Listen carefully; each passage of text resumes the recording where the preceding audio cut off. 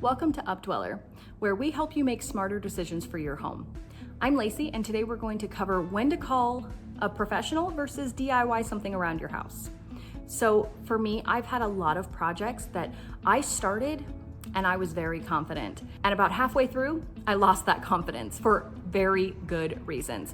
Because a lot of projects that are bigger than your remedial replacements that you see externally in your home, like changing out electrical plate on like a cover plate on the outside of a light switch or something, a lot of those can be very easy and can be done on your own, unless you run into a gumption trap. I call them gumption traps. They're the things that suck all your motivation and your gumption away before you've even started on your actual task.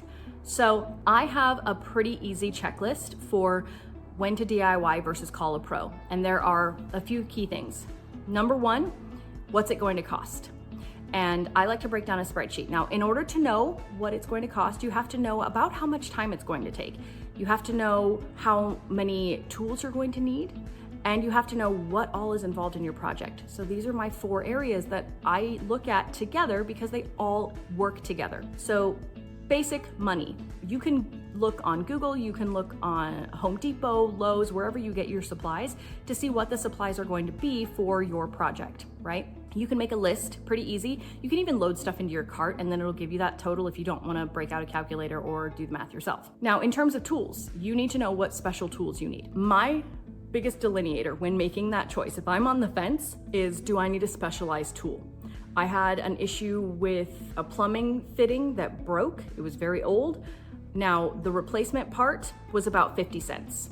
The labor was about 2 minutes, but the specialized crimping tool I needed was about $700. Well, in that case, I'm going to call a plumber. They're gonna come out, they're gonna charge me however much, and they already have that tool. And again, if I'm not gonna use that tool for other projects, it's not worth that investment for me.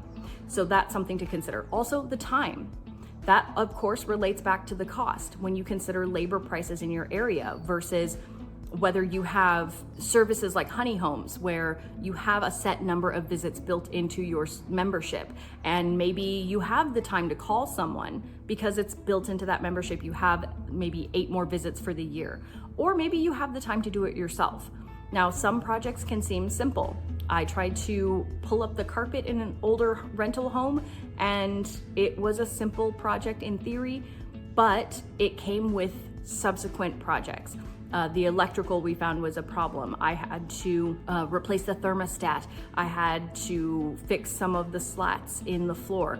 Well, some of those components were done by a professional. I was able to call a handyman and have them come in to do things like the electrical and the thermostat replacement. But that was only because I had the time to do the floors. I didn't have the time to do the rest.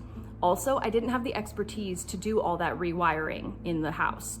Now, expertise is my 4th component. As I mentioned, we have money, we have time, we have tools, and we have expertise. If I'm thinking of doing something DIY, I want to know what it's going to take. I have a lot of very dull books relating to things like code, relating to things like construction techniques, and I'm going to read those. I'm going to watch YouTube videos or something from a professional, a known vetted professional on what it takes to do that particular DIY. And if it seems feasible and I have those other 3 components that are met, then I'll do it myself. But if I get deep into what it would take to do it myself and I realize, I don't think I have the time, the tools, or the expertise to do that, and I don't want to develop those skills messing up my own home, well, then I'm gonna call a professional.